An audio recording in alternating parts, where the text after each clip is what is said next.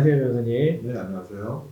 오늘은 그 한의원 블랙 컨슈머에 의한 상해 사건에 대해서 설명해 주신다고 하셨는데, 네, 그게 맞습니다. 어떤 사안인가요?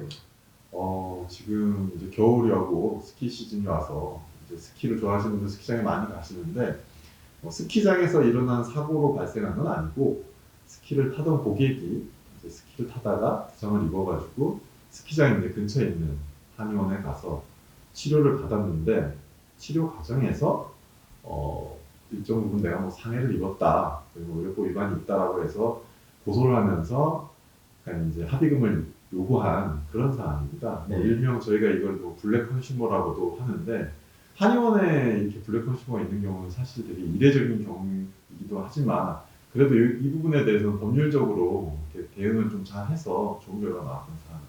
네. 이분이 지금 스키장에서 다치셔가지고 오셔서 치료를 받으셨을 텐데, 네. 정확히 그러면은 어떤 게 쟁점이 되었던 건가요? 제일 일단 큰 쟁점 중에 하나가 2도 화상을 입었다고 주장하는 부분이었는데, 2도 화상이라 그러면 사실 저희가 1도, 2도, 3도 해서 이 도수로 구분을 해놓는데 2도는 큰 화상입니다. 그래서 그때 당시 이제 이 피해자 측이 낸 진단서를 보니 전치 8주 진단서를 제출했었습니다. 8주요? 네네. 그런데 이제 이 부분에 대해서 경찰에서는 일단은 혐의가 있다, 기소 의견으로 송치가 된 사안이고, 제가 이제 선임된 단계는 검찰에서 송치가 된 이후에 검찰 조사 과정에서 선임이 됐고, 이 이도화상 이 부분이 사실 제일 큰 쟁점이었는데, 이제 저희가 이제 접근한 방식은 상대방이 제출한 증거에 대해서 첫 번째로 이제 문제가 있다, 이 증거를 그대로 유죄 입증 증거로 사용할 수 없다라는 게 일단 첫 번째 포인트였고, 두 번째로 이 이도화상이 발생하게 된 이제 치료가 뜸이었습니다.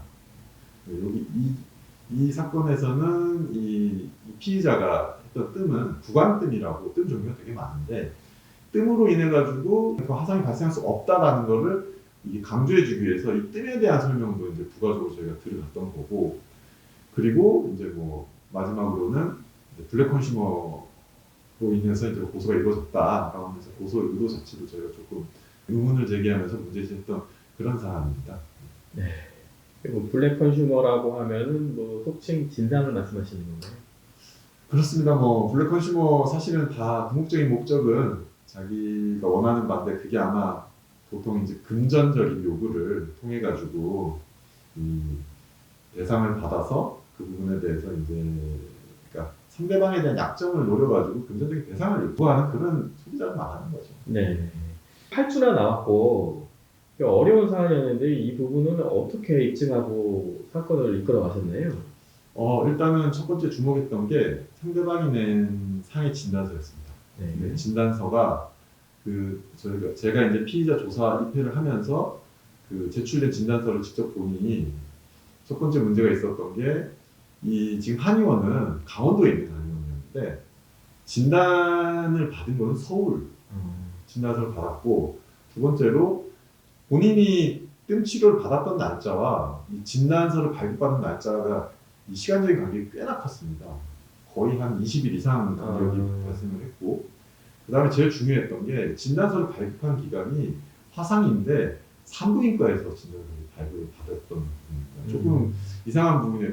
왜냐하면 화상을 갖다가 이제 산부인과에서 진료를 한다는 건 사실 굉장히 이례적인 경우인데, 산부인과에서 8주짜리 진단서가 나왔던 부분에 대해서 제가 이제 진단서 내용을 보니 보통은 이제 환자의 진술만 듣고 의사들이 작성하는 경우가 있는데, 그런 내용들이 일부 이제 기재가 돼 있던 것도 이제 발견했었습니다.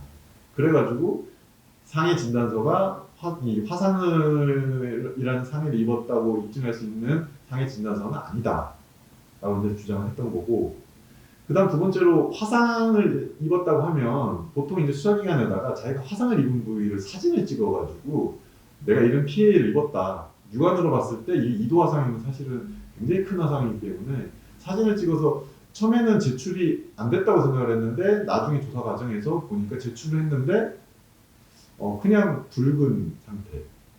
지금 이렇게 딱 봤을 때 그냥 뭐 약간 목이 물린 것보다는 조금 더 이렇게 부풀어 오는 상태인데, 뭐 그러니까 저희가 봤을 때 2도 화상 정도는 아니었다. 이도화상 실제 그 사진과 비교를 통해 가지고 이건 이도화상이 아니다. 라고 이제 주장을 했던 부분입니다. 그리고 이제 마지막으로 주장을 했던 거는 이도화상 정도를 이제 아픔의 정도를 말하면서 이도화상 정도가 만약에 나오려고 하면 이 치료 과정에서 정말 너무 뜨겁다. 아니면 이 갑자기 이제 뜨거움을 느끼면 이제 그거에 대한 의사 표현을 해야 되는데 피해자가 단 한 번도 그런 의사 표현을 하질 않는 겁니다. 그래서 이제 그런 부분도 주장을 했고, 한 가지 이제 제가 놀랐던 게 그러니까 화상 관련해가지고 이게 구강뜸이라는 게 사실은 이제 뜸도 이게 되게 전문적인 이 설명이 필요한 부분인데 뭐 뜸도 종류가 되게 많겠지만 구강뜸을 저희가 이제 그 관련해서 자료를 찾아보니 구강뜸으로 인해 가지고는 화상이 발생할 가능성이 제로라고. 네. 화상이 발생할 수 없는 뜸이라는 거죠. 그러니까 이게 뭐 쉽게 설명하자면 여러 이제 겹겹 이 층을 놓고 뜸을 올리기 때문에 화상이 발생할 수 없는 그런 뜸이었다는 주장을 해서 이 피해자가 주장하는 화상이 이 피의자, 저희 이제 의뢰인의 그 뜸 치료로 인해 가지고 발생하지 않았다라는 거를 저희가 이제 주장 입증해가지고 이제 검사님이 그 주장을 받아들이는 그런 게 있습니다. 인과관계가 없다는 그렇습니다. 예, 인과관계가 없다는 게 뭐 저희가 이제 법률적으로 봤을 때 그런 부분이고 그걸 이제 저희가 정확하게 이제 설명을 지금 한 부분이 설득력 있게 이제 주장하기 위해서 여러 가지 논거를 낸 것 중에 제가 이제 요약해서 말씀드리는 겁니다. 네. 자, 그렇다면 이분은 그러면 결과가 어떻게 나오는 거예요? 결과는 일단은 경찰 단계에서는 혐의가 있다, 사형을 가한 게 맞다라고 해가지고 이제 혐의가 있다는 의견으로 검찰로 왔고 검찰 단계에서는 처음에 이제 검진 검사님께서 상해를 입은 건 맞는 것 같다라고 하면서 혐의가 있다는 취지로 약간 얘기를 하셨는데 저희가 조사 과정에서 의견서도 제출하고 담당 변호사님 면담을 통해 가지고 이 부분은 상해는 피의자의 치료 행위로 인해 가지고 발생한 것이 아니다라는 걸 조금 더 강조를 해서 결과론적으로는 혐의 없음 불기소로 조정은 이제 끝난 거고. 순수한 거죠. 이분은 그러면 이거에 대해서 뭐 이의 제기를 안 하셨나보죠? 따로 이의 제기는 안 했고 저희가 이제 검사님을 통해서 전해드린 얘기는 사실 이분은 이제 민사소송도 준비를 하고 있었다. 이걸 가지고 결과가 나와서 민사로 해가지고 또 소송 청구를 하려고 했었는데 그래서 이게 이제 불기소가 나오는 바람에 그러니까 나중에 지난 1년 민사소송도 청구를 안 했고 따로 이거에 대해서는 이의 제기는 안 한 걸로 알고 있습니다. 아마 추측컨대 이제 블랙 컨슈머라는 그런 부분이 잘못했지 않았나. 저는 고생이 많으시겠습니다. 밝혀내셔야 되기 때문에. 네. 알겠습니다. 선생님. 큰 감사드립니다. 감사합니다. 네.